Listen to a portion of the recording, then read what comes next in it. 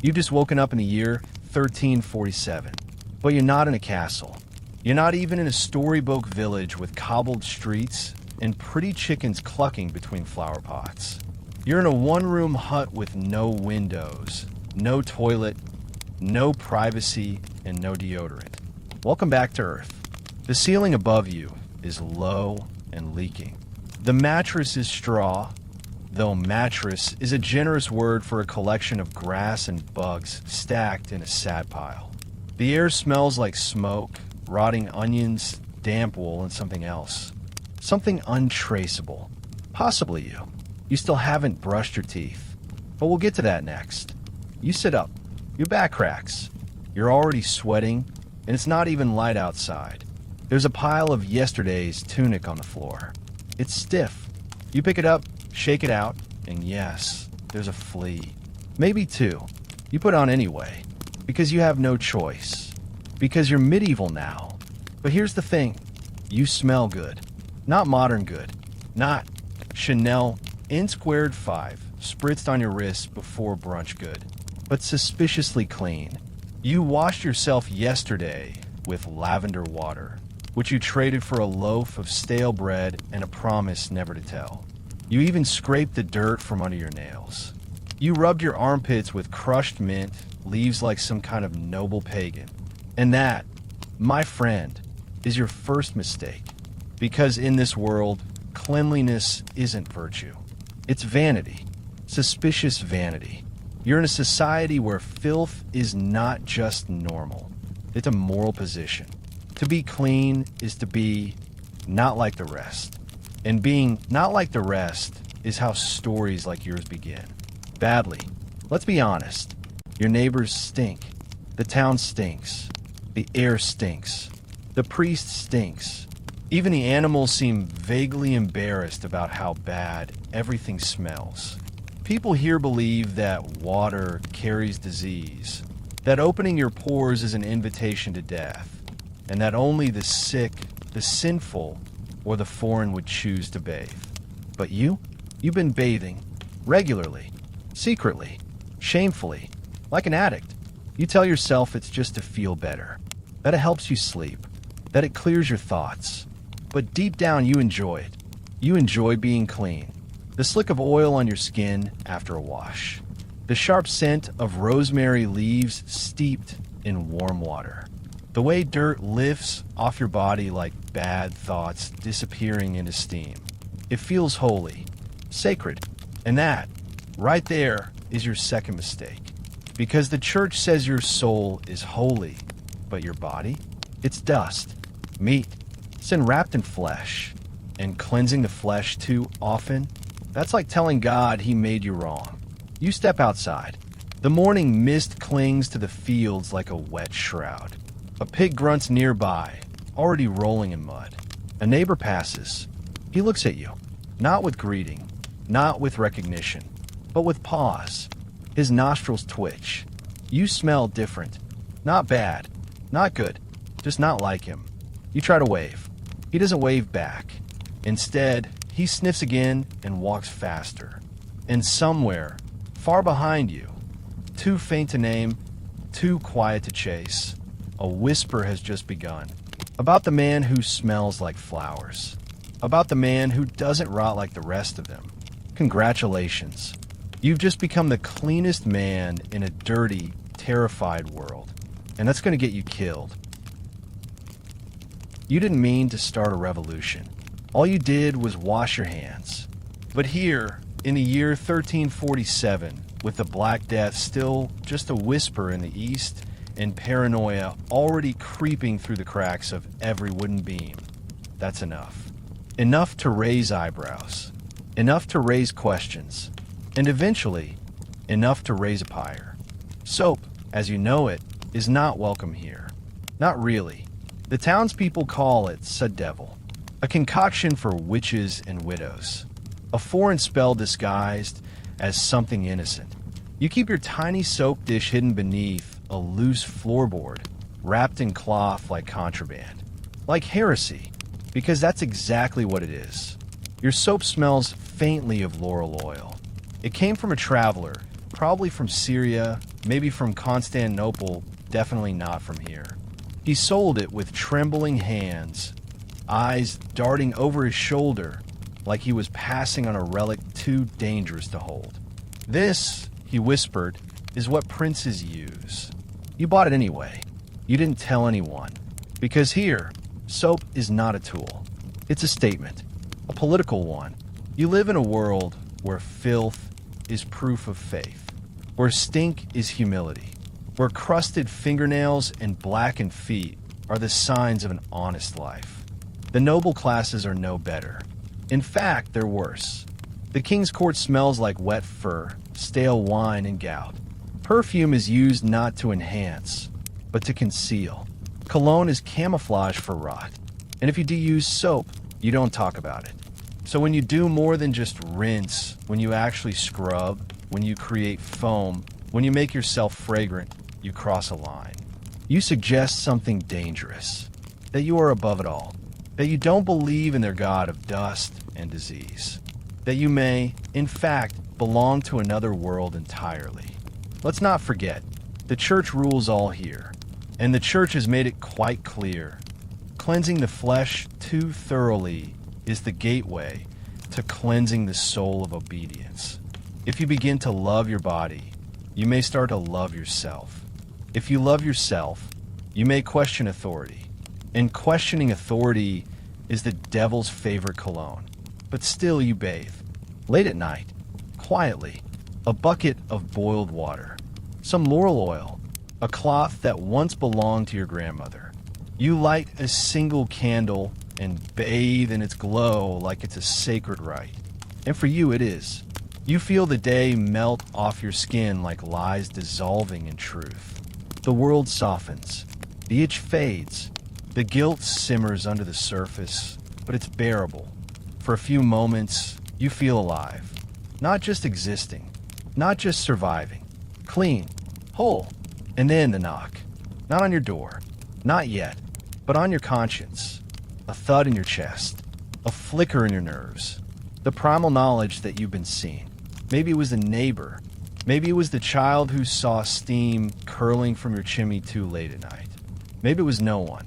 Or maybe worse, it was everyone. Because soap doesn't just clean skin. It leaves behind a trail, a scent, a signature.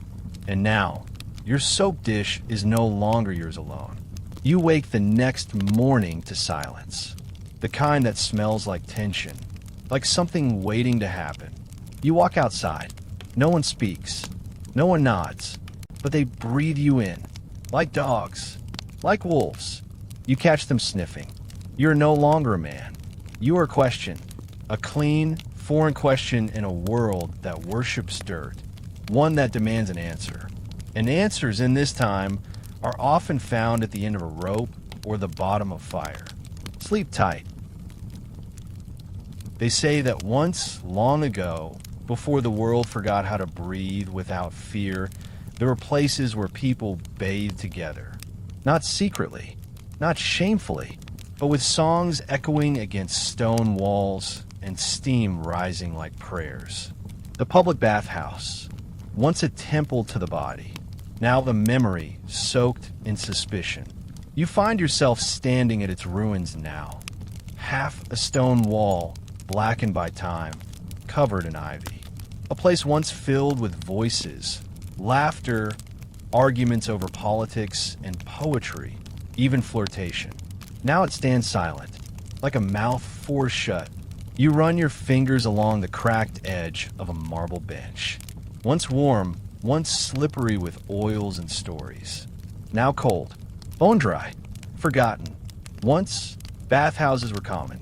In Rome, in Byzantium, even here in the early days of Christendom. Men and women alike gathered in water, exchanging news, scrubbing each other's backs, discussing scripture or scandal. They were places of connection, of confession, of communion. But things have changed. The water turned black. The laughter turned to coughing. And then people began to die. The plague didn't knock on the door. It slithered under it. And just like that, bathing became a sin. Not in name, but in nature. When the Black Death struck, it didn't just kill bodies. It murdered habits, erased rituals. It reshaped the logic of fear. The church, already uncomfortable with the slippery freedom of the bathhouse, declared it suspect, immoral, dangerous. Why? Because clean people weren't dying as fast, and anything that wasn't dying deserved to be doubted. Bathhouses were shuttered, not by law, but by rumor, by stares, by sudden silence. The steam that once curled like incense was now called disease. Moisture, they claimed, opened the pores and let the plague crawl in. So dirt became your shield. Filth your faith. The logic was simple and terrible. To clean yourself was to invite death. And to survive the plague was to be guilty of surviving. Which brings us back to you. You're still bathing. You don't go to a bathhouse. There are none. You do it alone. Hidden. But the scent of soap lingers on you like a scarlet letter. And the timing is unfortunate. The town's priest died last week. Black boils. Mouth foaming. 3 days of agony. His body was buried under lime and curses. And then came the whispers. Who didn't fall sick? Who's still healthy? Who smells like lavender in a world that reeks of rot? You. They won't say it out loud. Not yet. But they watch you now. Every step. Every movement. Your clean hands. Your neatly trimmed beard. Your smooth skin. Your eyes too awake, too aware. You've begun to notice the shift. They don't sit beside you at church. They don't answer your greetings. The baker suddenly forgets your order. The children no longer chase your shadow down the alley. Even the dogs bark at you differently. Not as a stranger, as a traitor. Because in a world where everyone is drowning in muck and misery, how dare you float? How dare you look untouched? It's not just suspicion anymore. It's resentment. Because your cleanliness doesn't just make you different. It makes them feel seen. Seen in their filth, in their fear. And people will forgive almost anything except a mirror, especially one that smells like rosemary and olive oil. So now the bath you take tonight will be quieter, more careful, the candle dimmer, the cloth softer, the ritual slower. You scrub yourself not with joy now, but with dread.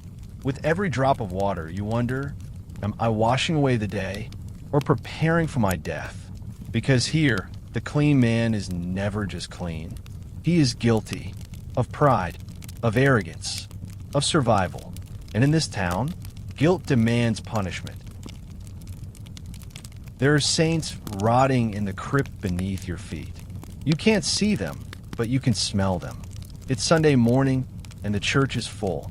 Bodies pressed shoulder to shoulder like salted fish in a wooden barrel. The scent is something between smoke, wet wool, and mortality. A stew of humanity.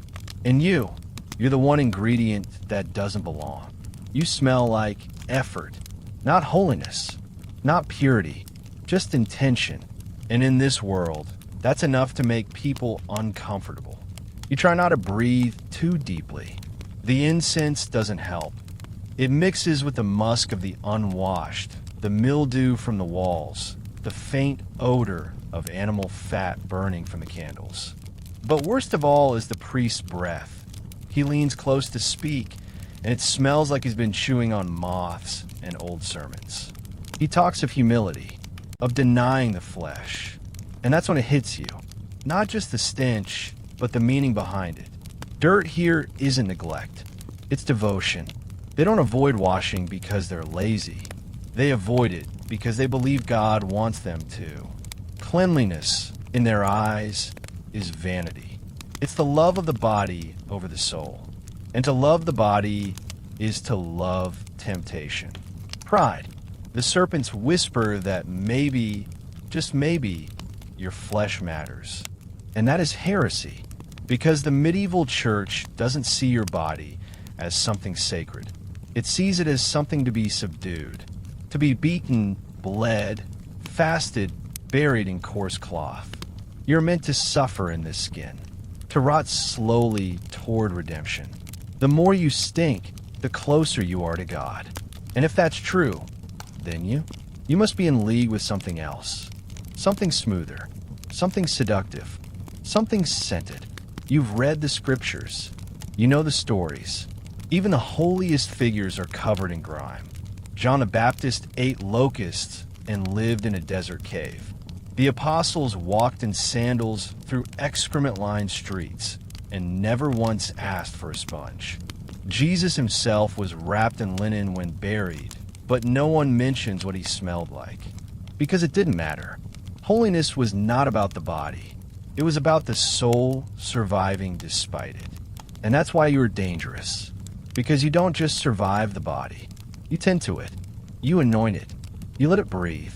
And in doing so, you challenge the very foundation of their faith, that this world is meant to hurt, that salvation lies only through filth, fasting, and fear. They glance at you from across the pew, not because you shine, but because you don't decay. And it terrifies them, because if you are clean and not cursed, then what does that say about them? About their suffering? About their sores and rashes and open wounds and unspoken shame? Maybe they've been wrong. Maybe pain isn't the only way to God. And that, right there, is the real threat. You've become the doubt that walks among them. And doubt, like perfume, spreads fast. So when the priest lifts the chalice, when the villagers close their eyes and pray, you can feel it beneath the silence, beneath the Latin murmurings, beneath the bowed heads, a shift. You're not one of them anymore. Not because of what you believe, but because of how you smell. You leave the church in silence. The air outside is no better. A fog clings to the town like guilt. Your shoes squish into something unidentifiable in the mud. A child nearby holds his nose as you pass. He doesn't know why, but his mother does. She pulls him away like you carry a curse. And perhaps you do.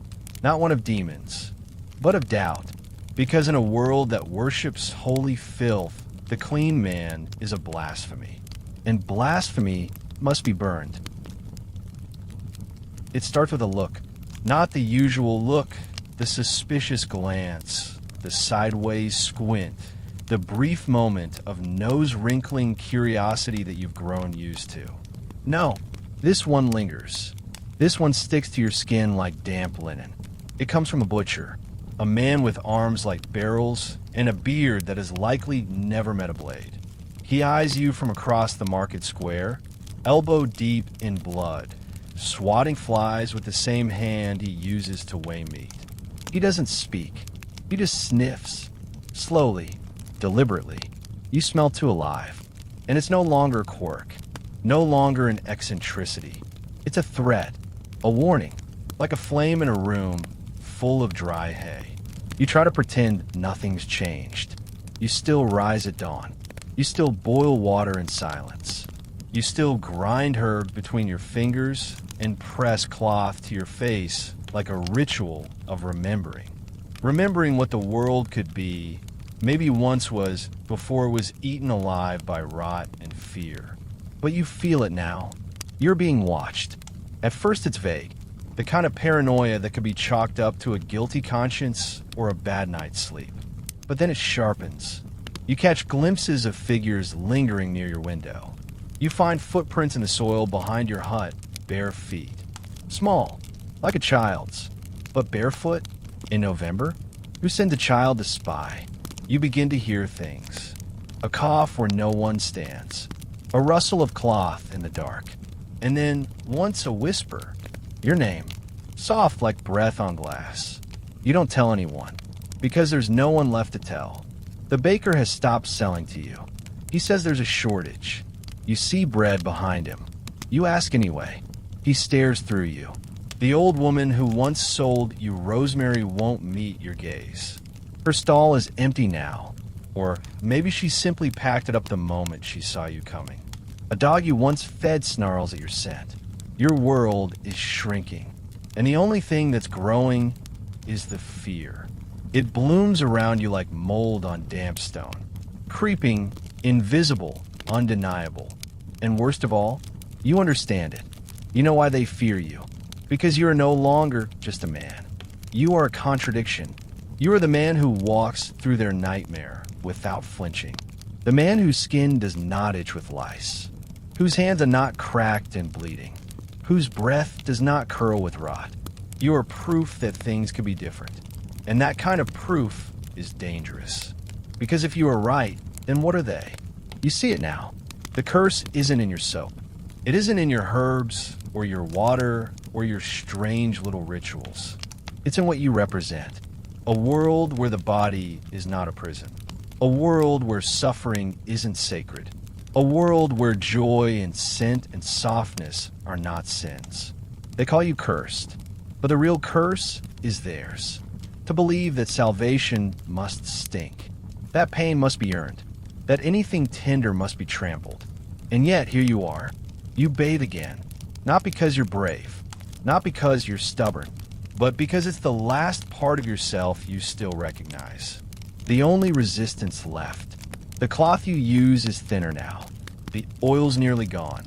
The water colder, but still you cleanse. And somewhere in the dark, someone watches. You know it. The clean man. They've begun to call you that. Not kindly, not fondly, but like a warning passed between hands. Like a bedtime tale for children. Stay dirty, or the clean man will come for you. You laugh the first time you hear it, but it doesn't feel like laughter. It feels like surrender, because even legends begin this way. And legends, like soap, are slippery things. It was never meant to be magic.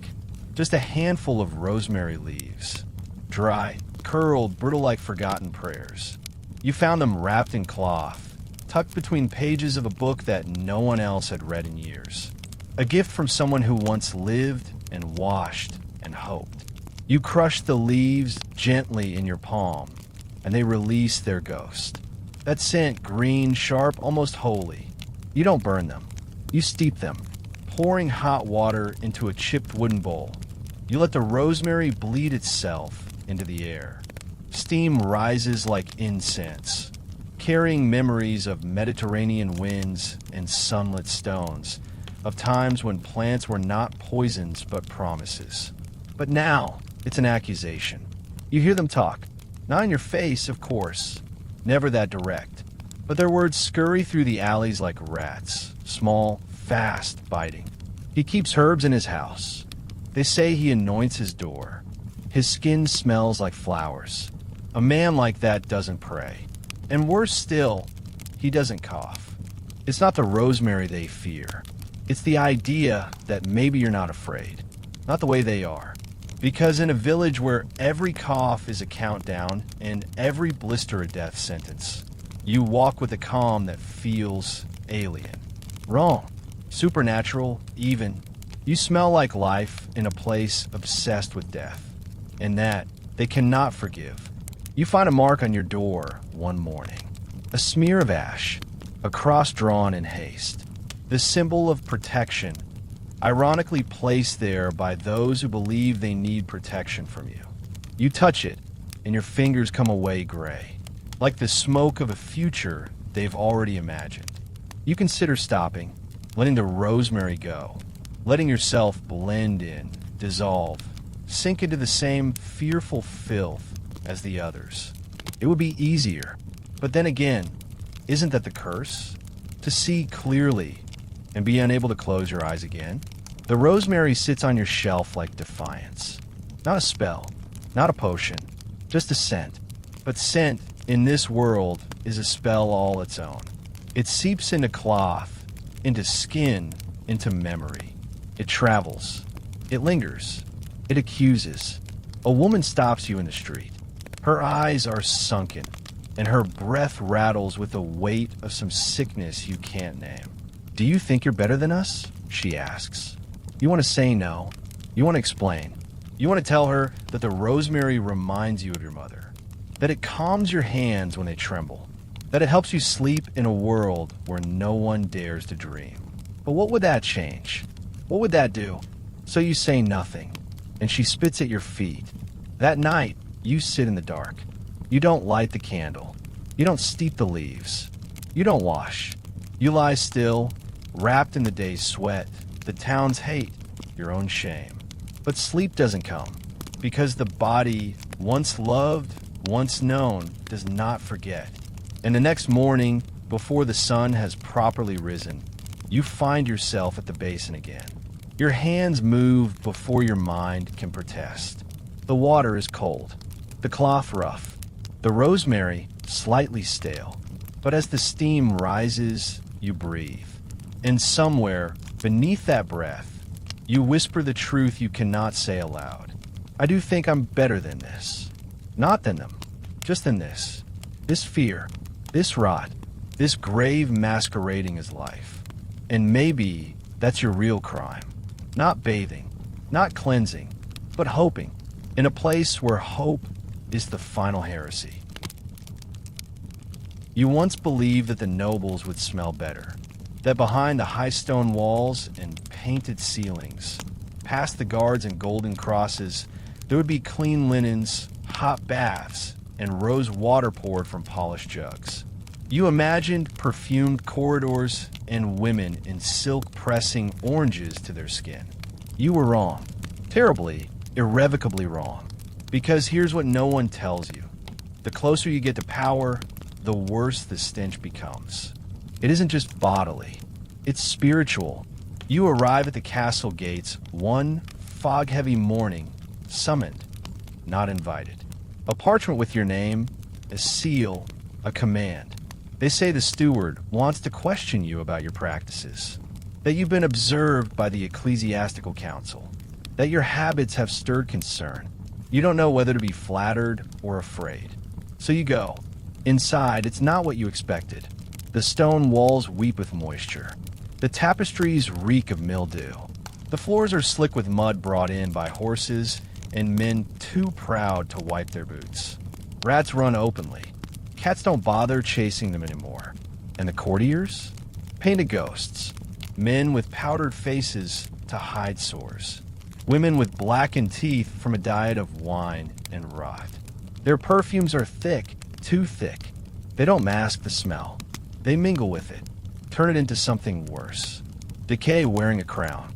You pass a man with a fur collar crawling with lice. He doesn't seem to notice. Or maybe he just doesn't care. Why should he?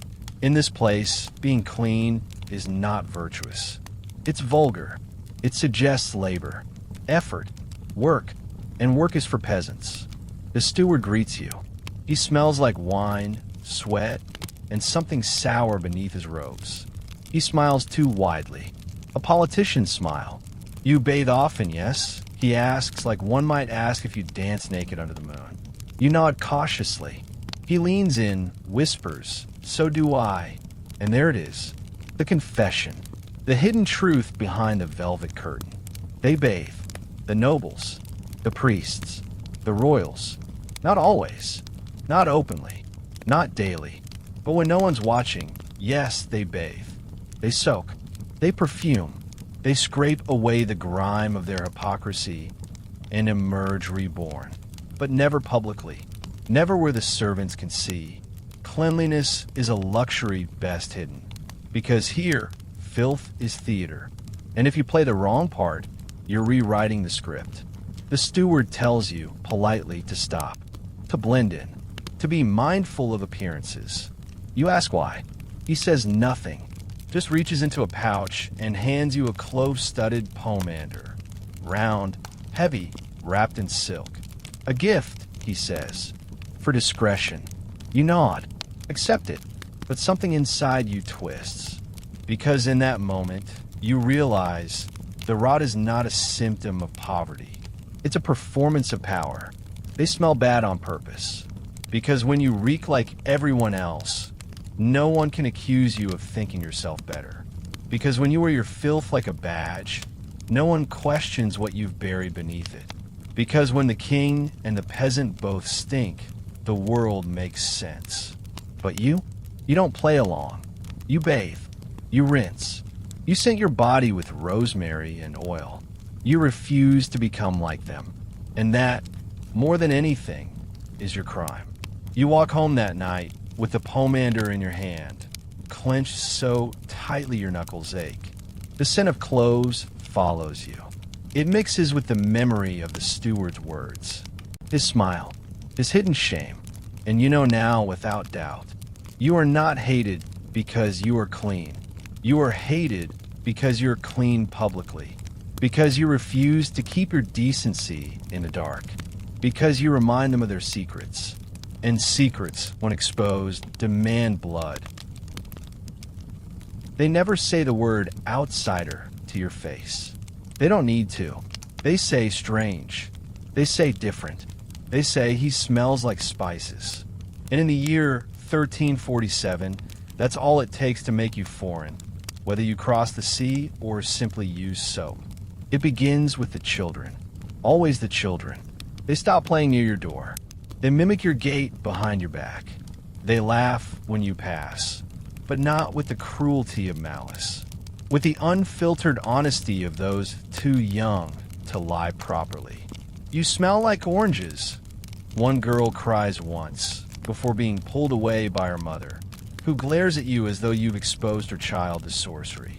But she's not wrong. You do smell Eastern, not by birth, not by blood, but by association, by choice, because the oils you use are not from here. The rosemary, the clove, the hint of myrrh, all traded through long, silent hands that pass from spice caravans to coastal docks, from the Levant to Venice, from Constantinople to the stained stones of your humble village. You've never left this land, and yet you carry the scent of places these people only know from church warnings and crusader tales, which makes you dangerous, because to smell foreign is to suggest that there are other ways to live, other gods to worship, other truths to trust, other waters to wash in. They call it Saracen soap, a name weighted with both fear and fiction. Never mind that the so-called Saracens have been cleansing their bodies with olive oil and ash long before your ancestors figured out which end of the bucket to pour from. Never mind that their physicians wrote books your priests now plagiarize. Never mind that their cities, once visited by your own scribes, shimmered with fountains, tiled bathhouses, and scented gardens. Here, now, in this backwater that calls itself Christendom, anything too clean is too Eastern, and anything too Eastern is too suspect.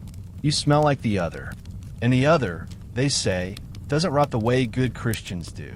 You remember a story once told in a hushed tavern voice. A crusader dying of wounds, brought back to life by a Muslim healer with a poultice of vinegar and lavender. The soldier survived, but was excommunicated. Not for the war, for the soap. Because cleanliness from the wrong hands could only be one thing: temptation. A seduction of the senses. A heresy of pleasure. A softness unbecoming of the saved. And now you, a simple man who likes to wash, are recast in the same narrative. A traitor in bloom. They whisper that your oils are spells, that your soaps are poisons, that your fragrance is not just strange, but spiritual warfare. And there's no defense against that kind of accusation. No cloth to wrap around it. No water hot enough to rinse it away.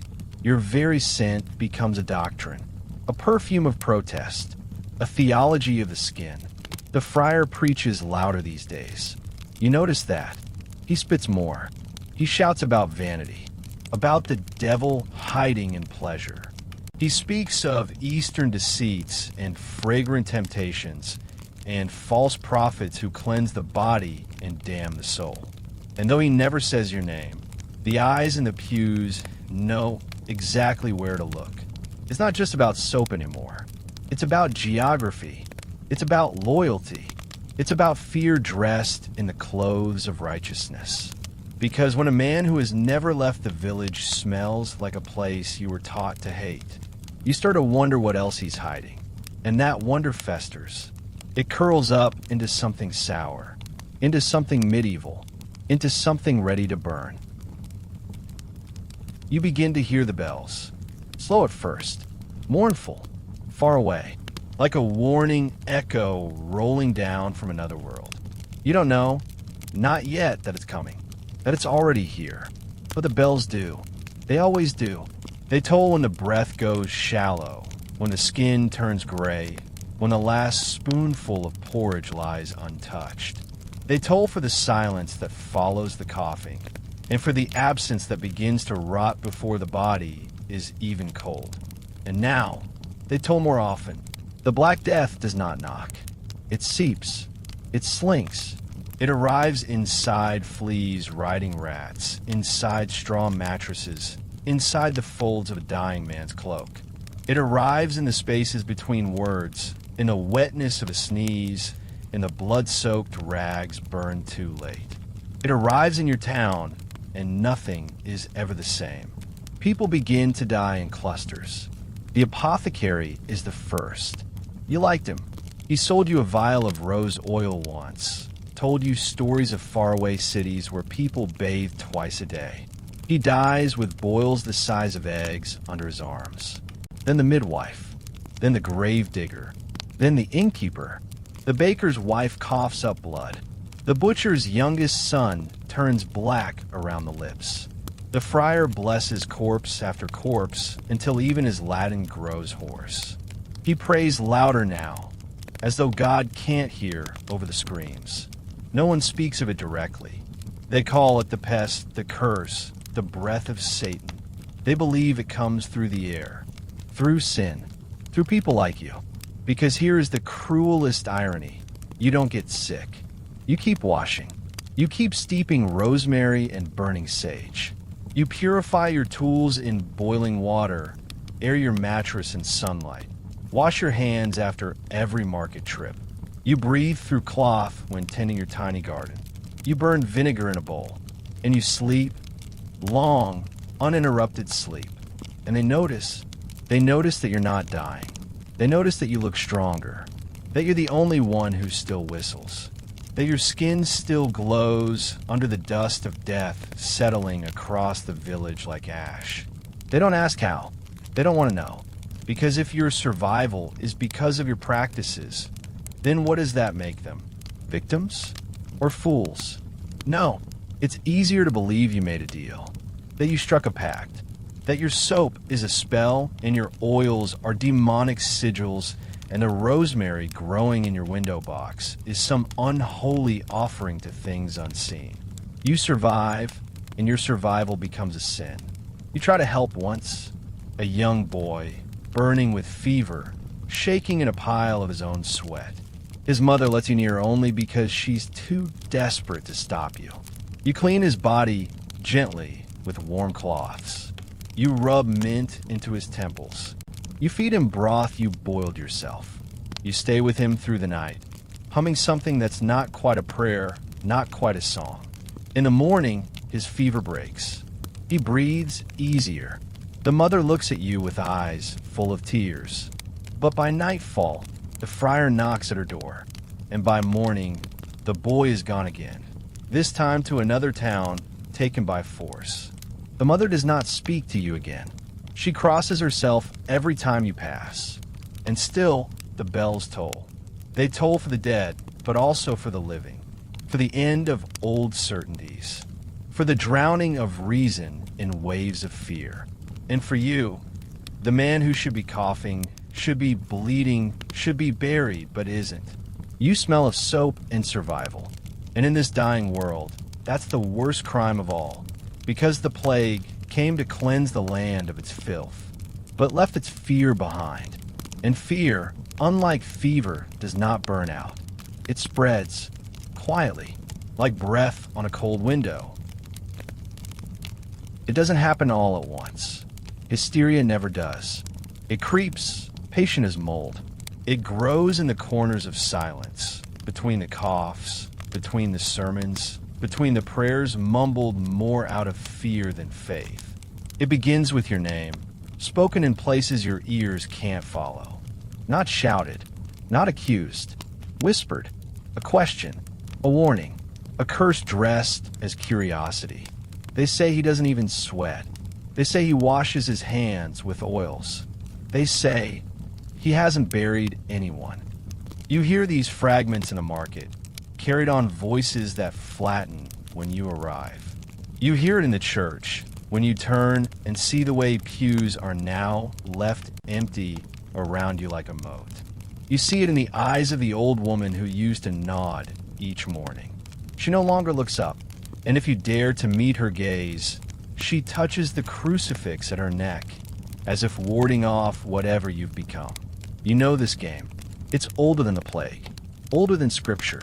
It's the game of exile by rumor, the quiet kind of execution that doesn't need fire or rope, just silence, a turned shoulder, a muttered word in the dark.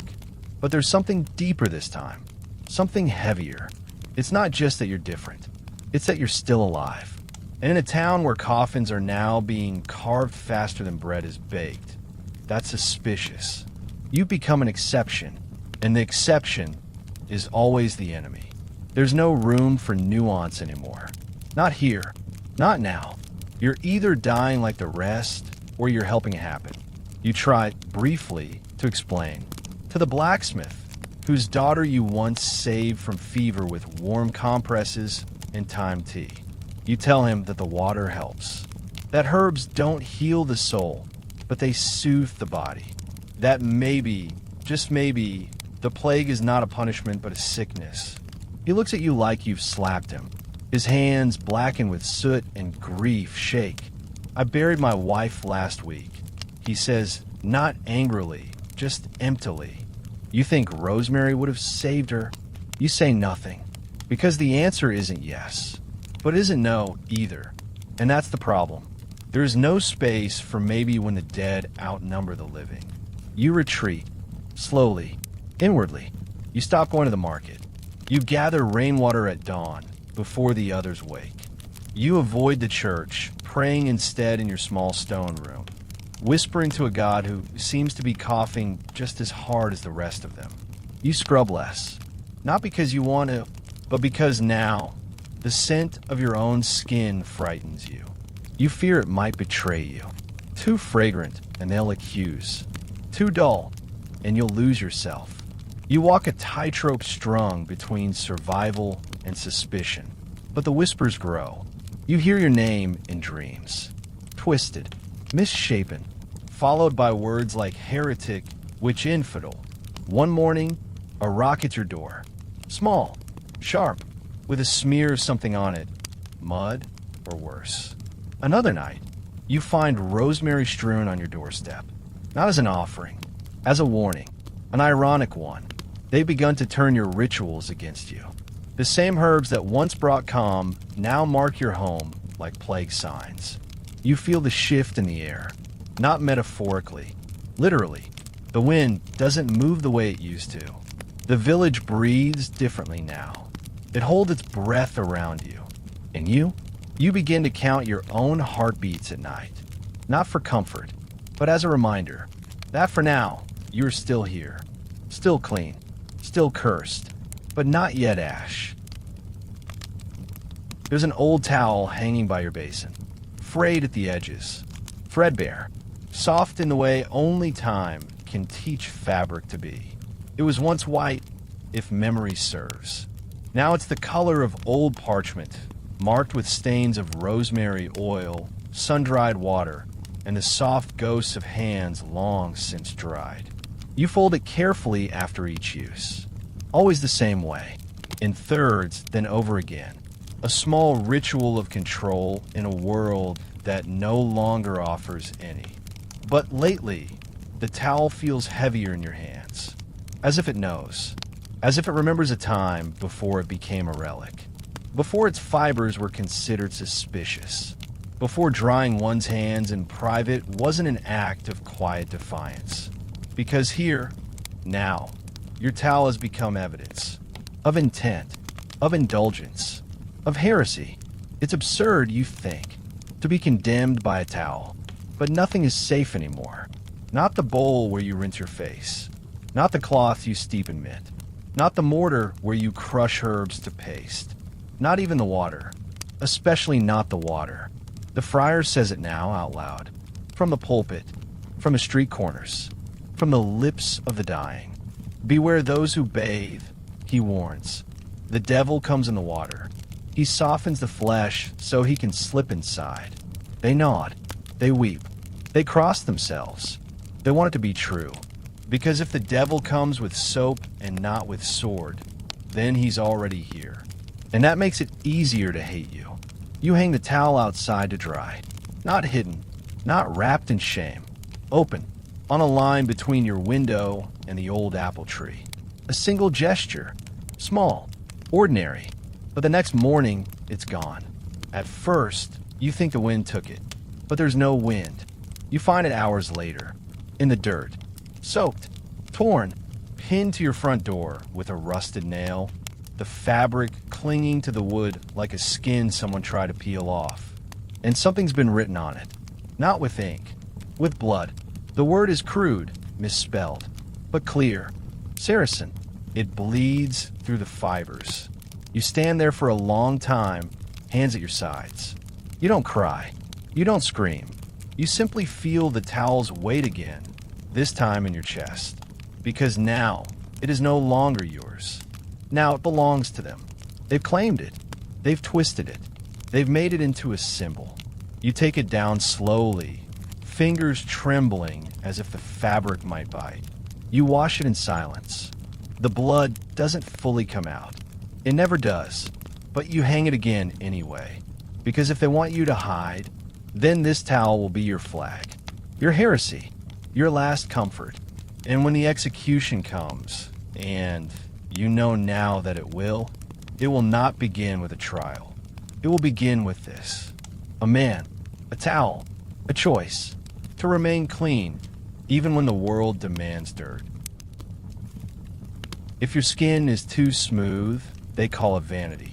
If your hands are too gentle, they call it deceit. But if your wife is clean, they call her a witch. Because in this world, where wrought is righteousness and beauty is suspicion, a woman who smells of lavender and combs her hair in the morning might as well be a priestess of the devil himself. And your wife, she is too clean. She always was. You remember the first time you saw her, years before the bells began to toll and the town began to rot from the inside out. She was walking barefoot across a stream, sleeves rolled, her skirts hiked just high enough to see ankles, dusted with river silt and laughter.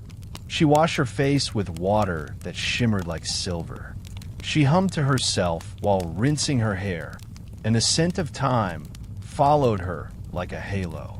You loved her because she reminded you of what the world could be. Not perfect, but possible.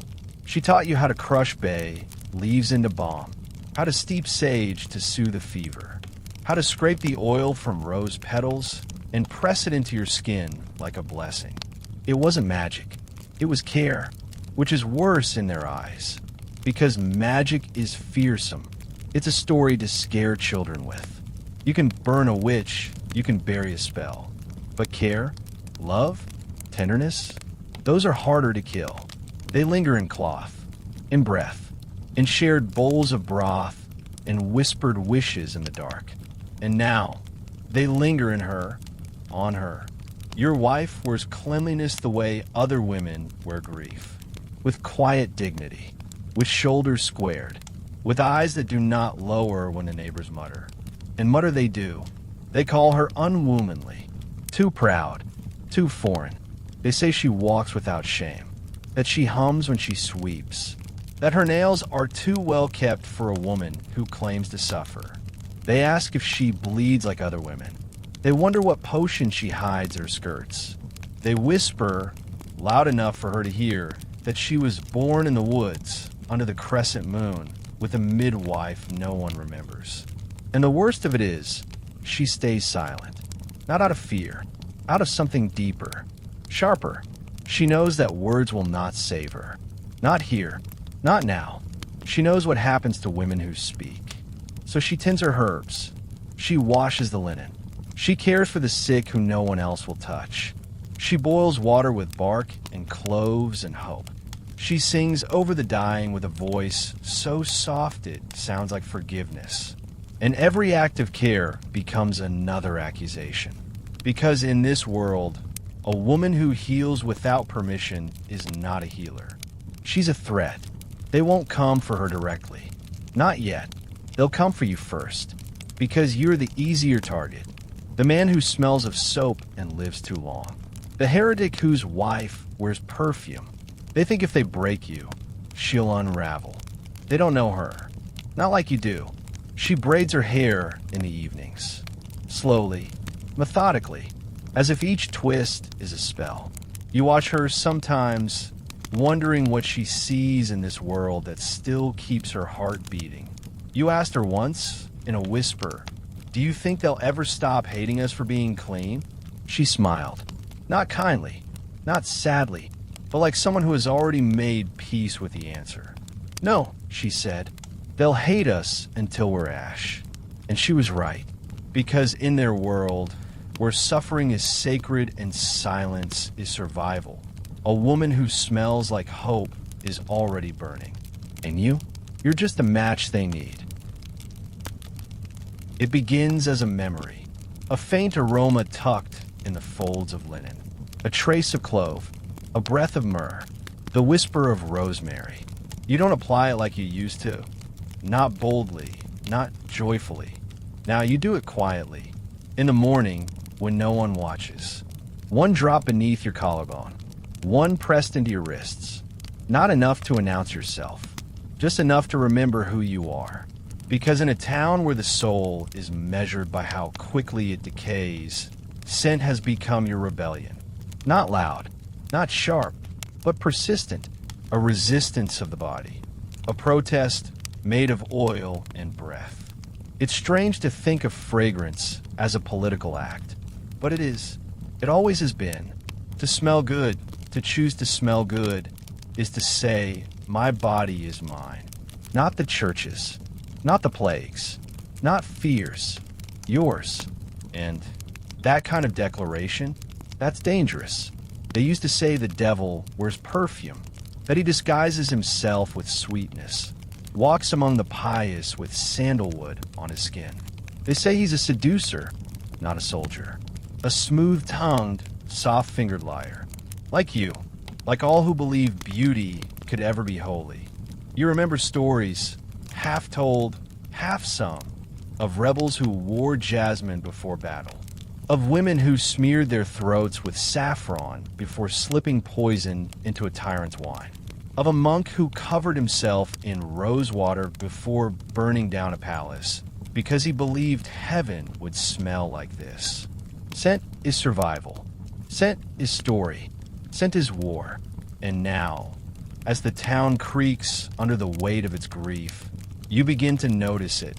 The subtle rebellion blooming in others, too. A young girl with wild eyes, hair plaited with mint leaves.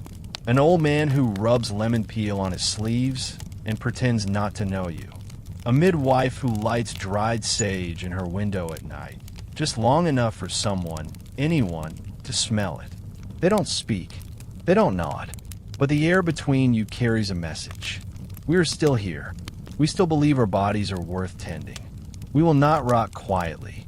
Well, of course, this cannot last. Fragrance spreads. Even whispers leave traces. The friar smells it, too. He preaches louder now, pacing the altar like a wolf in sheep's breathless rage. He speaks of hidden gardens, of invisible poison, of those who mask their wickedness in the scent of herbs and honey. You sit in the back, invisible except for your aroma. They don't see you. They smell you. And in their fear, you become a myth. Not a man, a legend, the clean one, the man who smells like the East, like temptation, like death's mistake. The children say you float, that you don't bleed, that if you breathe on a dying man, he'll either be healed or cursed. They don't know which would be worse. And still you apply the oil, not out of pride, not out of stubbornness, but because even in this silence, even in this exile, you still believe in the ritual. The way it slows your hands, the way it softens the pulse, the way it reminds your skin of sunlight and memory. You are not fighting them. You are simply refusing to rot. And that is the greatest threat of all. Because if one man can resist with rosemary, What else might follow? It happens in silence. The kind of silence that hums. The kind that slinks through alleys and under doors. The way smoke does before you see the flames. You feel it before you find it. A shift in the air. A wrongness that clings to your skin like oil that won't rinse off.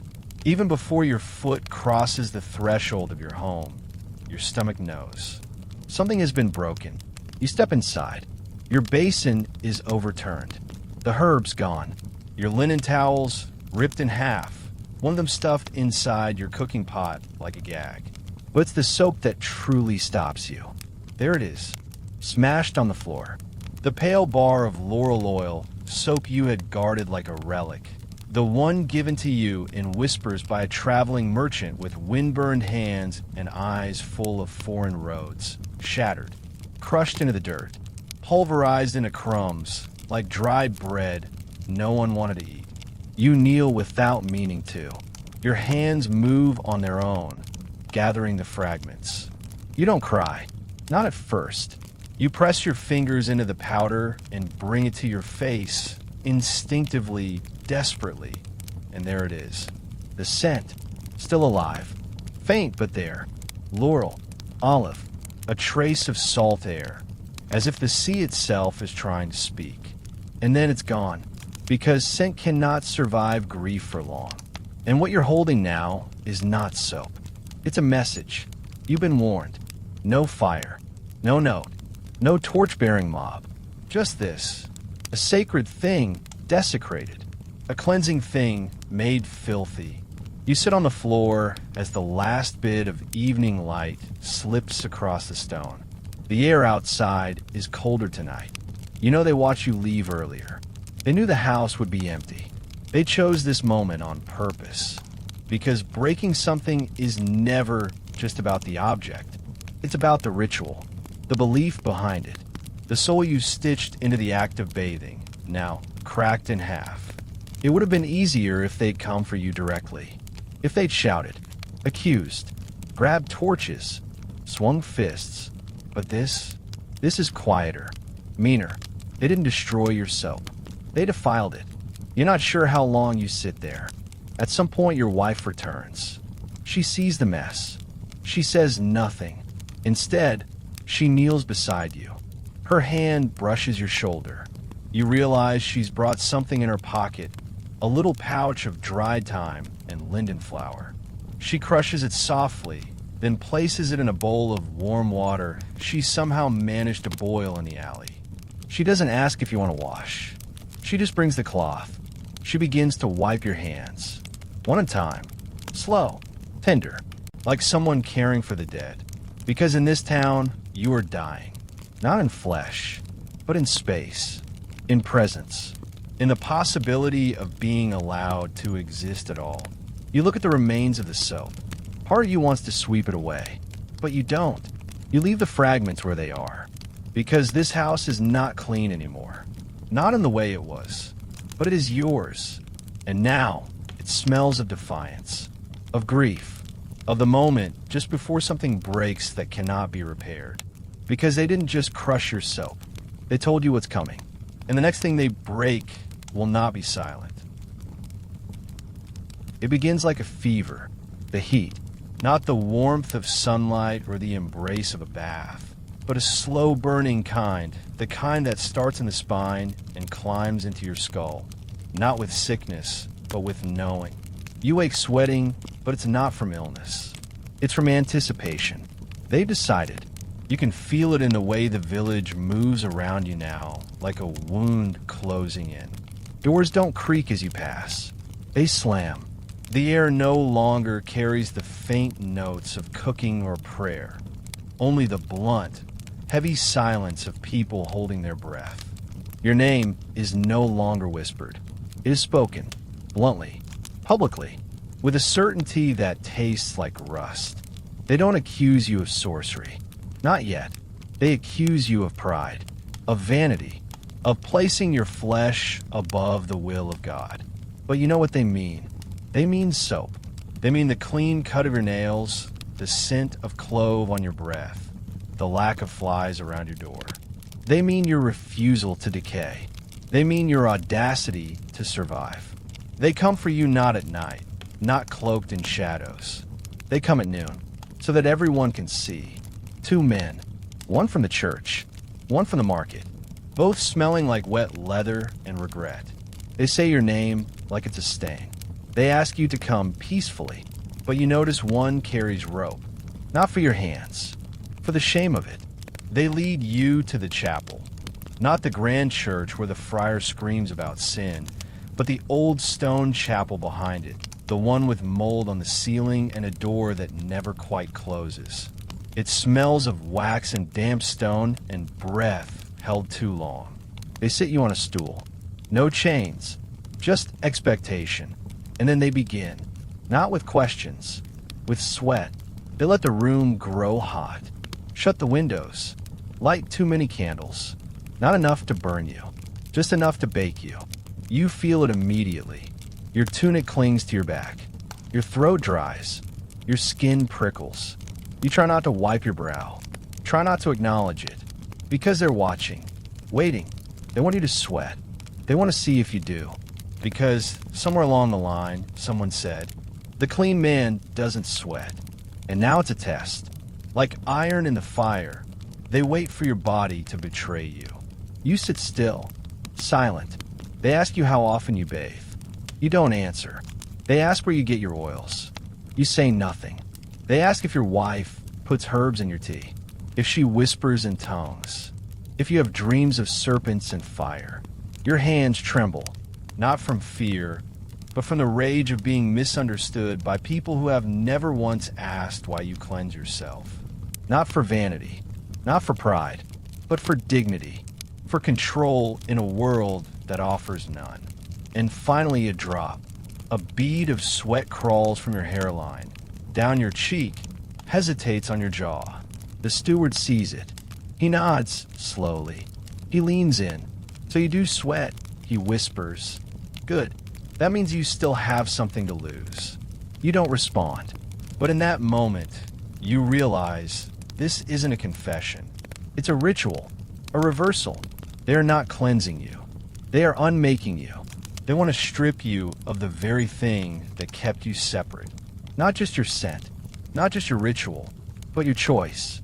They want you to drip like them, to stink like them, to break. And as the candles hiss and the sweat begins to gather your neck, you feel it happening. Not in your body, in your spirit. The slow realization that they will not kill you because you are evil. They will kill you because you refuse to pretend to be miserable. Because in a world of blessed rot, joy is treason, and soap is a sword. They don't call a trial. They call an inquiry. As if you were a book left open too long in the sun. As if they're simply trying to read what's written in your margins. As if they aren't already holding the ink and the blade. The room is small, low ceiling, no windows. It smells of mildew and old bread. A single candle burns near the table. The wax has melted into a shape that looks vaguely like a hunched man. Head bowed, arms melted inward, praying to nothing. You sit on a stool with one leg shorter than the others. It wobbles every time you breathe. 3 men sit before you. The friar, pale and sweating beneath his collar, eyes too wide to be holy. The steward, still perfumed, though the scent has grown rancid with fear. And a 3rd man, silent, hooded, unnamed. He watches. He does not blink. You're not asked if you're innocent. You're asked why you're different. And in this town, there is no distinction. You try to speak plainly. You talk of oils, of plants, of the way hot water calms your mind and softens your bones. You speak of the body as something sacred, not in place of the soul, but beside it. A vessel that deserves care, not just endurance. They nod. They write. They murmur. Then they ask if you believe in spirits. You pause. Because yes, of course you do. Everyone does. But you know that's not what they mean. They mean foreign gods. Eastern demons. The heresies that come not with fire, but fragrance. You say no. They ask if your wife has ever healed someone. You say yes. They ask if she used chants. You say nothing. They ask if you've ever bathed on a Sunday. Your breath catches. They smile. It's a trap, because if you say yes, you've broken Sabbath law. If you say no, they'll call you a liar. So you ask quietly, does it matter? And that's when a friar slams his hand against the table. He screams that it all matters. That every choice you made, the oils, the washing, the scent, the surviving, was deliberate. He says you've seduced the village, that you've introduced softness in a time of plague, that you made people believe they deserve comfort while others were dying. And that, he says, is your true crime. You made people hope. You made them wonder if maybe their bodies didn't have to rot quietly. You made them imagine warmth, imagine peace. And now they can't sleep, not because of you, but because of the thoughts you left behind. You sit still as they speak. You hear your life recited back to you as myth, as madness. They say your sweat does not stink, that you wash the devil's touch from your skin before he can leave a mark, that your towel is made of Eastern linen, soaked in oils that confuse angels, that your hands are too gentle, that your wife never cries, that you kiss the dead before you bury them, that you light herbs and whisper to the smoke. You want to laugh, but your body has gone cold, because you realize they are not debating whether to punish you. They are rehearsing how they'll explain it. And when the hooded man finally speaks, it's not a question. It's a sentence. You're to be purified, publicly, in fire, because no amount of washing can cleanse a man who made others dream of feeling clean. They stand. The candle flickers. The wax figure at the edge of the table has collapsed into a puddle. You are escorted back to your home, not with ropes, not yet, just the quiet certainty that soon there will be wood stacked in the square. And somewhere in the crowd, someone will whisper, "He never even smelled like us." By now, you've realized it was never about the soap. Not really. The crushed laurel, the cracked basin, the whispers, the sweat, they were just the stage. The ritual, the performance leading up to this final act. Because the real war isn't on your skin. It's on your meaning. And your meaning to them has always been this. You challenged what they believed the body was for. They tell you now, directly, that dirt is holy. Not metaphorically, not poetically, literally. That to walk the earth in grime and ash is to remain close to the dust you came from. From dust you were made, the friar says, voice trembling with the thrill of divine certainty. And to dust you must return. But you've never seen dust used as a shackle until now. They speak of filth as if it were a virtue, of rot as if it were prayer. They recite scripture with cracked lips and blackened teeth. And in their breathless sermons you hear not redemption, but resignation. Their God does not cleanse. He dirties. He humbles. He bruises the body to save the soul. And if your skin doesn't bleed, if your hands don't blister, if your breath doesn't carry the perfume of decay, then something is wrong with you. Because in this theology, suffering is the only currency. Cleanliness? That's arrogance. Comfort? That's defiance. You remember, dimly, your mother bathing you when you were small. The way her hands cupped your head, the steam curling through your hair, the way she hummed. Not a hymn, not a psalm, just something warm. You remember how that moment felt like God. And now, they tell you that God was never in that warmth. Only in the cold. Only in the weight. Only in the soil. They say washing yourself is a kind of betrayal, an attempt to erase what you are. You were born in blood, the friar shouts. Born in mucus, in filth. You cried not from cleanliness, but from the weight of the world clinging to your skin. Who are you to rise above that? Who are you to believe your flesh deserves anything but correction? And around him, the villagers nod. Not because they truly believe, but because they need to, because belief is the last thing holding them upright. Because if you are right, if your survival, your scent, your skin, your sacred rituals mean something, then their pain might be meaningless. And pain, in this place, is the only proof of worth they've ever known. So dirt becomes doctrine. Washing becomes heresy. Fragrance becomes blasphemy. In your life, your simple desire to be well, to tend to the flesh without shame, that becomes an affront to their entire cosmology. They gather in the square that evening, not for your sentencing. It has already been decided. They gather to recite the new creed, shaped by the shape of your heresy. They say, "Let no man think himself above the dust. Let no hand scrub away the wrath of heaven. Let no body be made fragrant while the earth still suffers." And in this, they baptize themselves in their own ruin.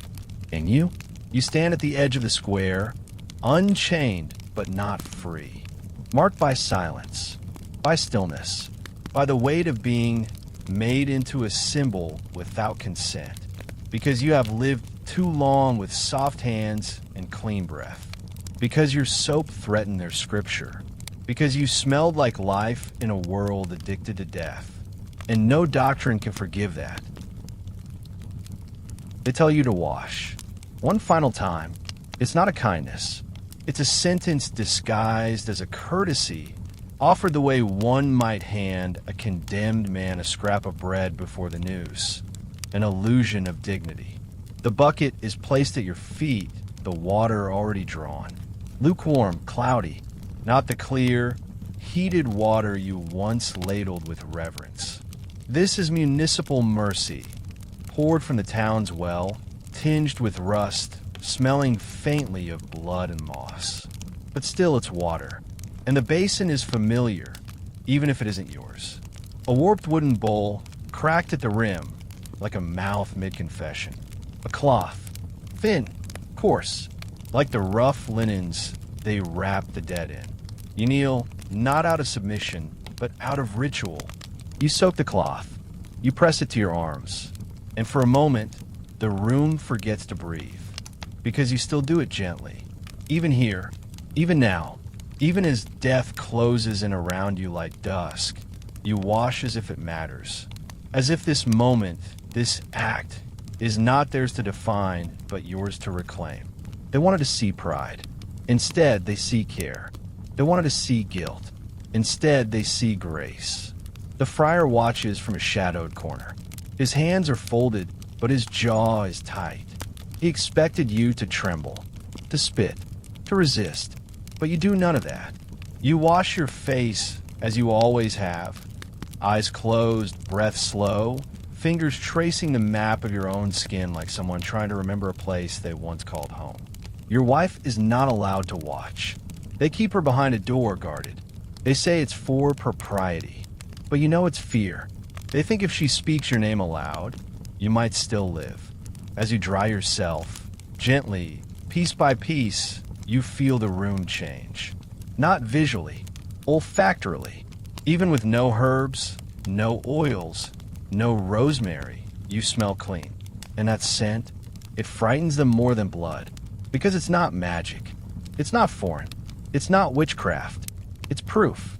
Proof that even after the beatings, the exile, the shattered soap, the whispers, the sweat, and the rituals of humiliation, you are still yourself. They can't stand it, because they needed you to rot, to make sense of this, to validate their grief. But you are whole, and clean, and calm, and they will never forgive you for that. A boy brings your robe, rough spun wool, smelling of smoke. You wrap yourself in it. You look at your hands. They are trembling now, but not with fear, with remembrance of every bath you took not in vanity, but in mourning, of every moment you chose to be soft in a world built from stone, of every inch of skin that still dared to feel sacred. This is not a cleansing for them. It is a reclamation for you. You will walk to the fire as a man who chose to wash. And if the flames take you, they will carry the scent of that choice. Not perfume, not defiance, dignity. And so, when they come to fetch you, you are ready. Not because you're brave, but because you are clean. He smells like onions left in a boot. That's the first thing you notice. Not the axe, not the leather gloves, not the iron mask hanging from his belt like a forgotten truth. It's the stench, the thick, sour odor of unwashed skin, old fear, and something fungal beneath the folds of fabric. He shifts his weight from foot to foot, scratching absent-mindedly, constantly, at his neck, at his wrists, under the edge of his tunic. He has a rash. You can see it now. Raw, red patches trailing down his arms like twisted roads leading nowhere. It weeps, and he scratches again. It would almost be funny if it weren't so unbearably tragic. The man sent to burn you for being too clean, rotting slowly in his own skin. He doesn't look at you. Not really. He glances, avoids, fidgets. You can tell he's been told who you are, not just your name, but the myth they've written around you. The clean man, the body that would not decay, the heretic who smelled like flowers. To him, you're not a man. You're a mirror, and that's what scares him. You are what he will never be, at peace with the body he inhabits. He walks ahead of you, scratching all the while. His boots leave prints in the mud, caked with straw and ash, not from last night's rain, but from the fire he lit yesterday and the day before. This isn't his first. He's lit dozens of pyres, but none like this. None where the condemned walked without chains, wrapped in rough linen, smelling faintly of lavender and regret. The villagers line the path like broken statues. They don't throw stones. They don't shout. Worse, they watch, quietly, eyes wide, nostrils flaring. You can feel it, the way they're breathing you in like you're something rare. An herb, a sin. They sniff and wonder, what if it's true? What if the man who didn't stink didn't lie? At the center of the square, the wood is already stacked. Not loosely, not carelessly, neatly, as if someone wanted the fire to be elegant. The executioner coughs once, scratches again. His skin is blistering now, beads of sweat blooming along his brow like dew on a dying leaf. He doesn't want to do this. You can feel it. You can see it in the way he fumbles the rope, how he wraps it too slowly, how his hands hesitate at the knot. He leans in, voice low. I got this rash, he mutters, eyes not meeting yours. Since last week. It won't go. Not with ash. Not with salt. You don't answer. You don't have to, because both of you already know the truth. He hasn't bathed. Not in months. Not since the plague began. Not since the friar declared water unholy, soap foreign, herbs heretical. The executioner is dying slowly from the same faith that's about to burn you. He finishes tying the rope, then steps back. There's no priest, no final words, just the crackle of torches. The wood below your feet, dry and scented faintly with rosemary, someone in the village knew. A cruel joke, or a silent tribute. The fire is lit. The crowd leans in. The executioner scratches his wrist until it bleeds. And you, tied to the stake, body wrapped in linen still damp from your final bath, you close your eyes. And in that moment, the square fills with scent. Not of flesh, not of burning hair, not yet, but of something clean, something soft, something that does not belong here, and never did. You do not scream. You do not thrash. You simply breathe. And the executioner, he watches you burn. And for the first time in years, he weeps, not from smoke, but from recognition. You do not feel the flames at first.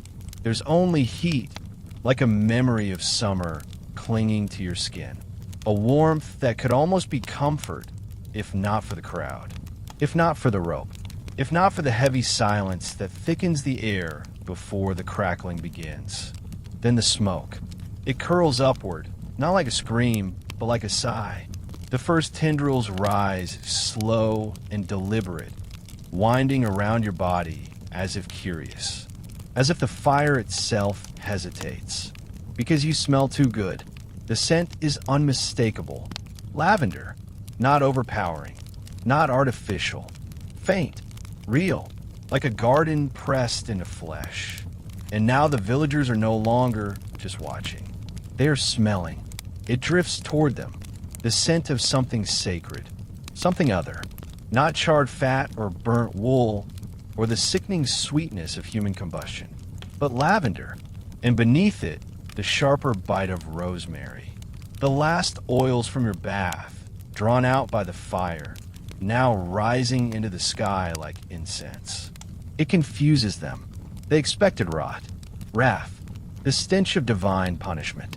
But what they get instead is fragrance.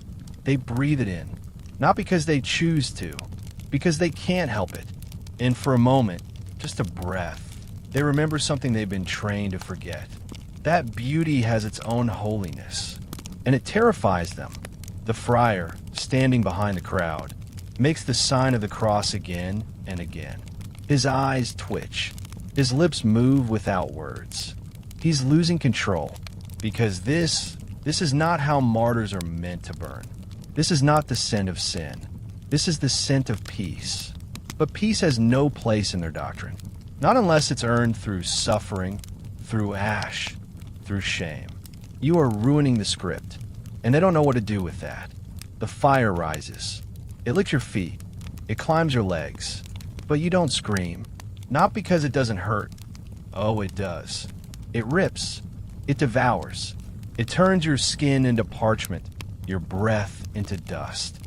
But you've spent your whole life preparing for this. Not for death, for presence. You remain present, even as the pain fractures reality, even as the air itself turns to iron, even as the smell of lavender deepens into something richer, a holy contradiction between decay and dignity. The flames snap, the wind shifts, the villagers flinch, because now it's not just scent, it's memory. Somewhere, someone is remembering the warmth of their mother's hands rinsing them with herbs. Someone else recalls the scent of a lover's hair kissed once under a tree. A child remembers being carried through steam, tucked in cloth, sung to sleep. You were supposed to be a warning. Instead, you become a reminder of the body, of care, of softness still possible in a world that has tried to crucify it. But the fire is greedy, and it does not care for meaning. Your skin splits. Your bones blacken. The rope vanishes in the brightness. And finally, yes, your throat opens, not in defiance, not in pain, but in a final act of release. And the sound you make, it is not a scream. It is not a curse. It is a breath. A long, slow exhale, like a man stepping into warm water for the last time. And then, only ash. But the scent lingers. Long after your body is gone. Long after the villagers have scattered. Long after the friar has recited the rites. The square holds it, faint and sacred. Lavender, smoke, and something else. Something that still refuses to rot. They swept you into a basket, carefully, as if afraid to touch what remained. Not because of reverence, no. Reverence requires understanding. This was something else. Hesitation cloaked in piety. A fear that your ash might still whisper. That it might still carry the scent of defiance. Of lavender. The stake had collapsed inward by morning. Charred with like black bones, crumbled under the weight of meaning. The crowd had already gone, slipping back into their routines, fetching water, muttering prayers, coughing in his sleeves already stiff with dirt. Only the friar stayed. He watched the embers until the last flicker died, then turned his back, and even he did not smell like salvation. The ashes were taken outside the village, past the chapel, past the broken mill, past the stream where you once washed your hands at sunrise, letting water trickle through your fingers like a hymn. They dug a hole, not deep, shallow enough for rain to find you again. They did not place a cross. They did not say a name. But something strange happened. The wind changed. It carried the ash east, not toward the church, but toward the fields, toward the rows of rosemary growing wild by the edge of the woods. The villagers always avoided that place, said it was cursed, too green, too alive. They burned you to erase you. But they forgot that fire is not just destruction, it's release. They expected the scent to die with the flesh. They forgot that fragrance is made of oil, of memory, of persistence. It clings. It lingers. Even now, weeks later, the chapel smells wrong. The altar cloths carry a faint sweetness no amount of smoke can purge. The friars' robes have absorbed something they cannot explain. They wash them again and again, but still there's something, not perfume, not incense, just something. They call it residue. But the midwife, quiet, aging, unbending, she calls it reminder. She visits the place where they scattered your ashes. She says nothing. She does not kneel. She simply stands, breathes, watches the rosemary stir. Some say the patch has grown greener, that the leaves are thicker now, that the scent is stronger in the evenings. They say if you crush one between your fingers, your skin will smell of you. Not of flame, but of peace. The friar has forbidden visits. He says no prayers are to be said there, but children go anyway. They don't call it a grave. They call it the place where clean things rest. They bring small offerings. A broken comb, a cloth ragged with use, a single sliver of soap, wrapped in wax paper, stolen, cherished, and placed gently on the earth like a relic. And so you remain, not in bone, but in ritual, in the scent left on fingers, in the memory of what dignity once smelled like. They thought they were burning a man, but what they did was anoint you, in smoke, in silence, in something the body understands before the mind can name it. You were clean, and that was holy. Time, like soot, settles on everything, and in time, they forget you. Not all at once, not with finality. You fade slowly, like the scent of herbs long since dried, like bathwater left too long in a copper bowl, growing still, cooling, gathering dust. Your name is no longer spoken in the square. The friar stops mentioning you in sermons. The villagers stop sniffing the air when rosemary drifts on the wind.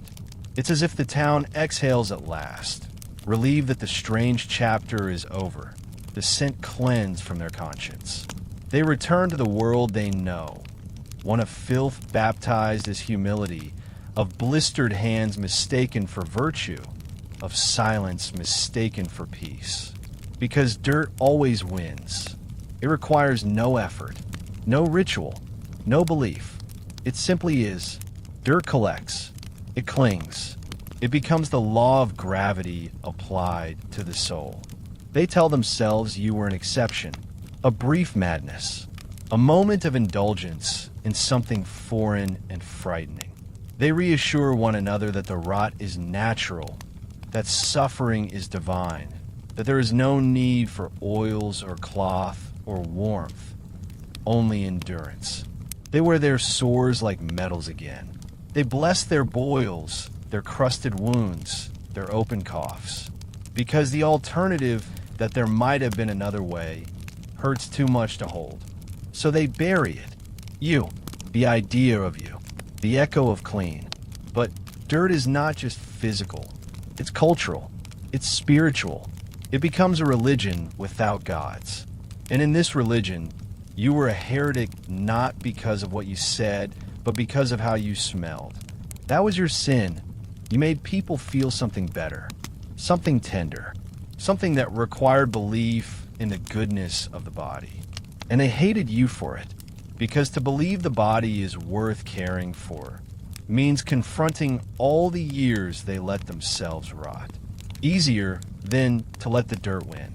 Easier to return to the scrape and the cough, to wool that bites the skin and food that bruises the gut. They tell themselves the plague is almost gone, that the worst is past, but the truth is it has rooted in them now.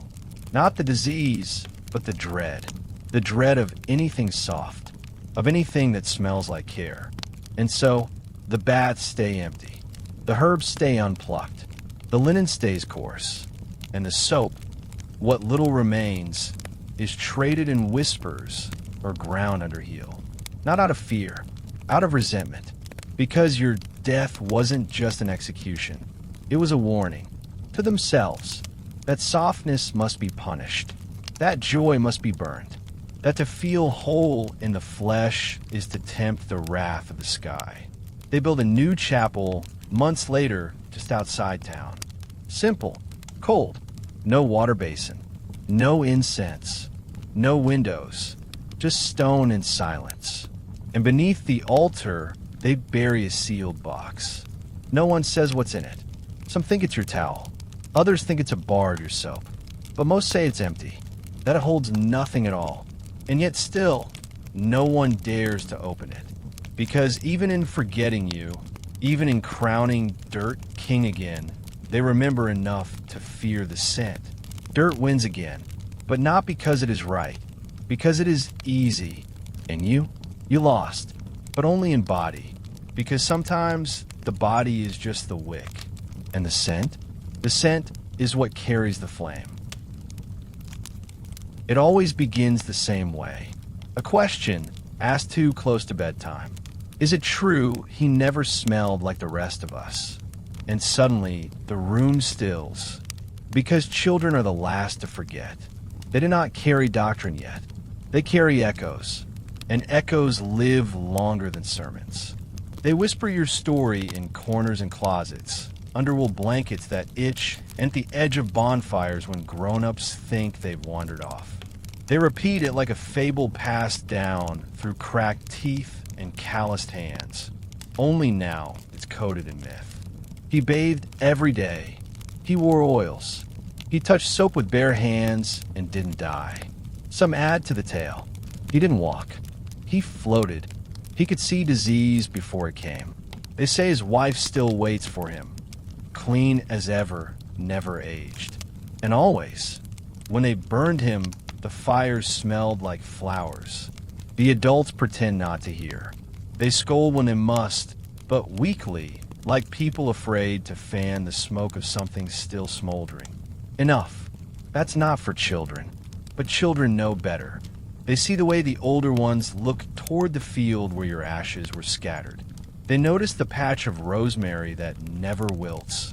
The way even the goats avoid stepping on it, as if trained by something more ancient than fear. And the bravest among them go there, not to pray, to play. They build little shrines made of twigs and cracked bowls. They bring pebbles smoothed in the stream, feathers, dried leaves, and, when they dare, soap slivers stolen from mothers who deny ever owning them. The village has no more public baths, but children still find water. They gather by the creek, their small fingers scooping mud, shaping the story in the only way they know how, through ritual play. One becomes the clean man, another the friar, another the fire.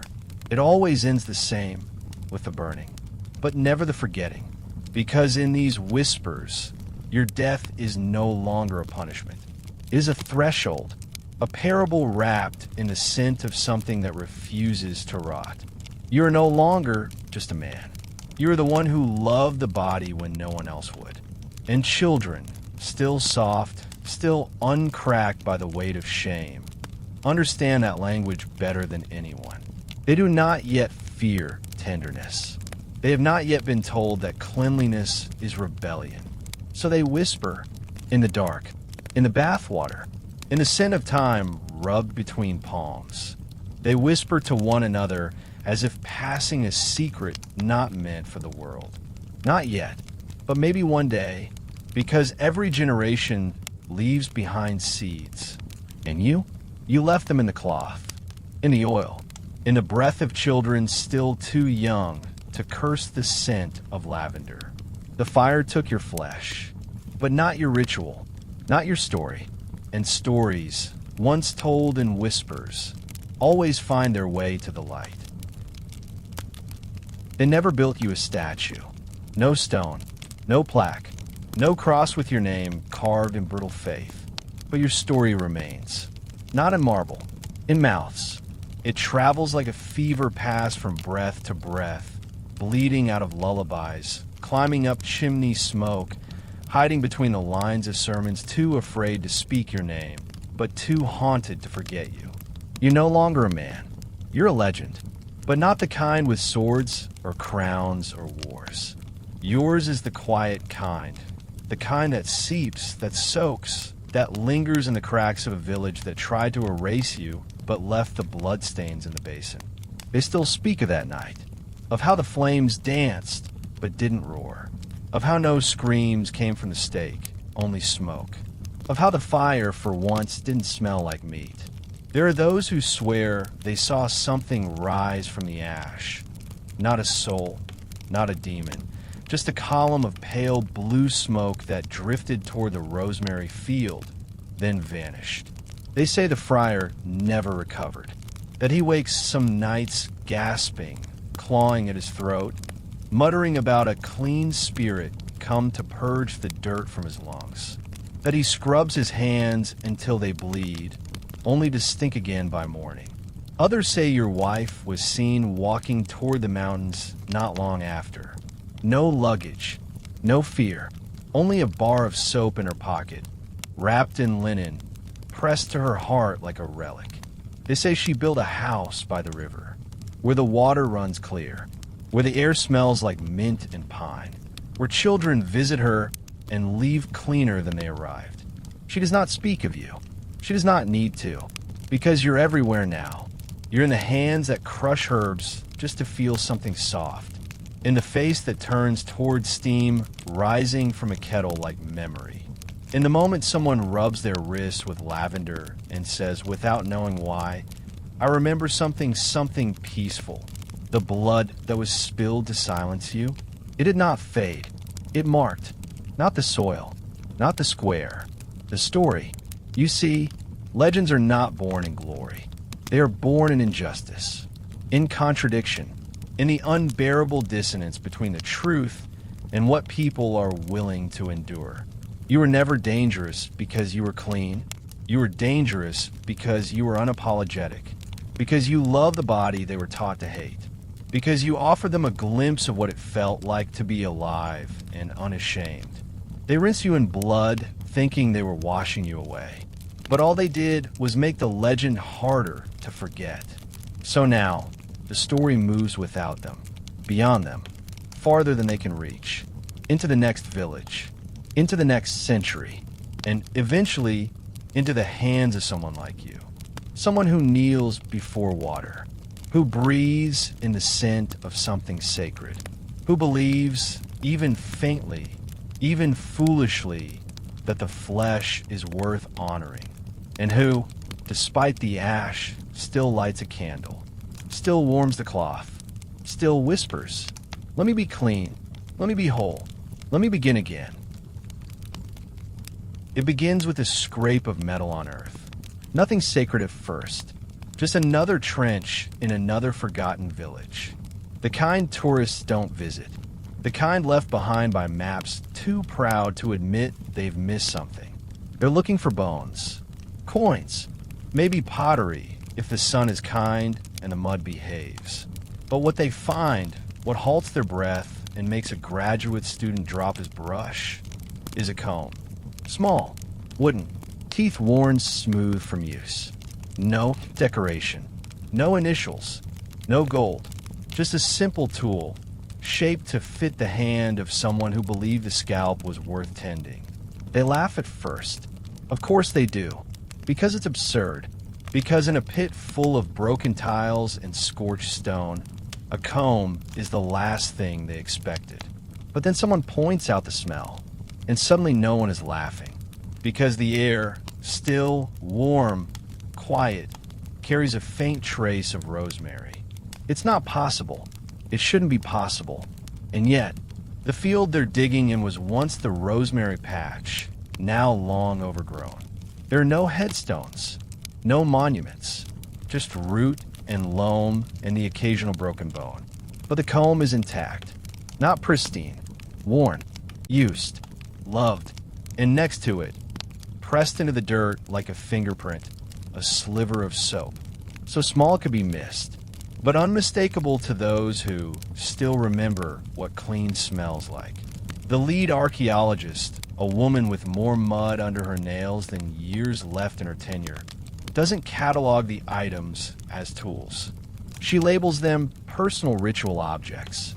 And when the article is published, buried in the 4th issue of an academic journal no one reads outside of 3 universities, the title is quietly poetic. Objects of Care in Rural Ritual Practice, circa 14th century, uncovering a forgotten theology of the body. But the internet doesn't care about footnotes. It finds the image, just the comb, worn wood, rounded teeth, so intimate it hurts to look at, and the caption, half joking, half true, goes viral. Archaeologists found a comb that still smells cleaner than my ex. It spreads, because stories always do. The clean man is never named in the paper, but the comments know. They remember. They whisper. This is from the fire. One says, the man who bathed before death.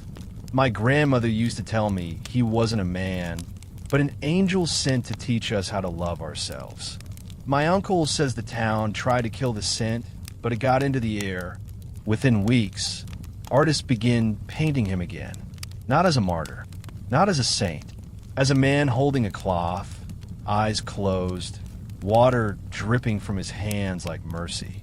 A figure of contradiction, clean in a world that worshipped filth, soft in a century that demanded calluses, whole in a time when being whole was punishable by fire. The comb is placed in a glass case, but not in a museum, in a bathhouse, one built recently in the north of the country, carved from old stone, run by healers who wear linen and whisper the names of those who came before. No plaque names you, just a small inscription beneath the glass. He reminded us that the body is not the enemy, that to wash is not vanity, that to smell like peace is to live in rebellion. And so the comb sits. It waits for the next hand to pick it up, for the next soul to remember what it means to tend to what the world told you to forget. Because in the end, all that survives is what we love enough to leave behind. And someone loved you, enough to carry your care through fire, enough to leave behind a comb. It lives in the corner of a windowsill, cracked, pale, barely a shape anymore. You wouldn't call it a bar. You wouldn't call it useful.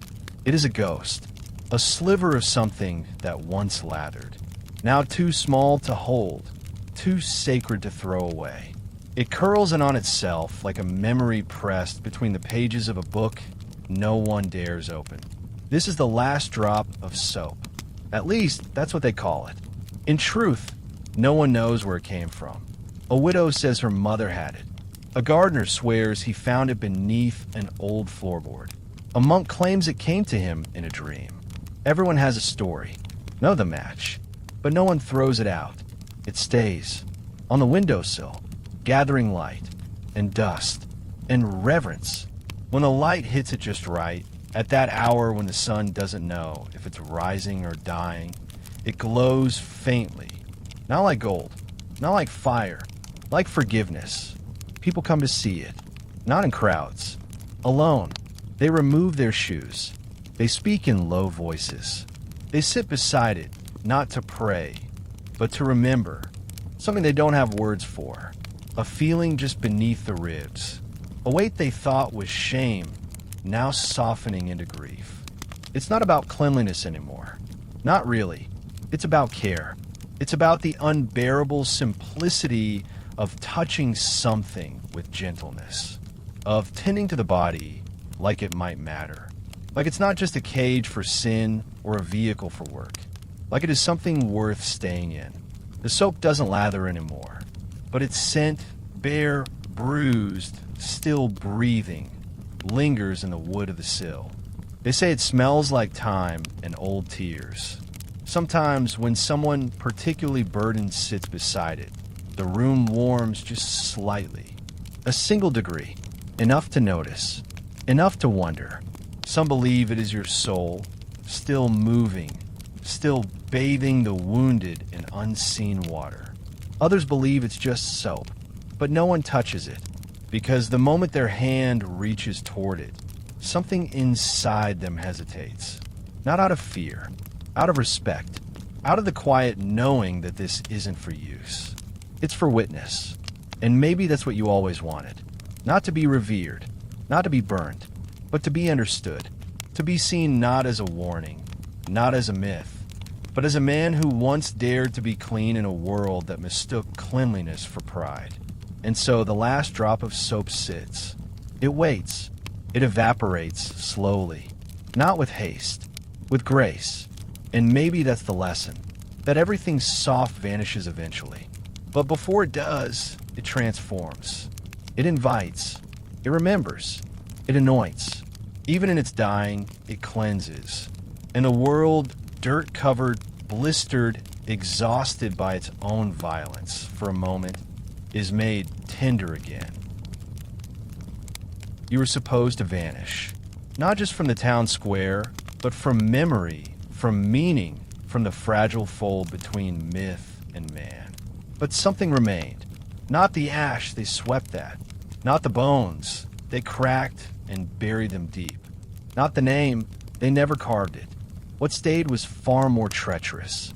It was the scent, the one that clung to the wind, even after the flames had eaten the flesh, even after the sermons had turned to silence. The scent that refused to behave like death. Lavender. Time. The ghost of rosemary. Steam from hot water once poured by steady hands. You don't know where it lives now. Not exactly. It shows up in strange places. In the sleeve of an old coat no one's worn in years. In the corner of a library, between pages no one has turned. In the sweat of a midwife's hands after she delivers a child and wipes her brow with cloth rinsed in boiled sage. Sometimes it waits in the back of a stranger's throat. A taste, a pull, a momentary pause. Like a word you almost remember. Like a name you've never said out loud. It travels, this scent. Not like smoke. Like inheritance. It passes from skin to skin, breath to breath.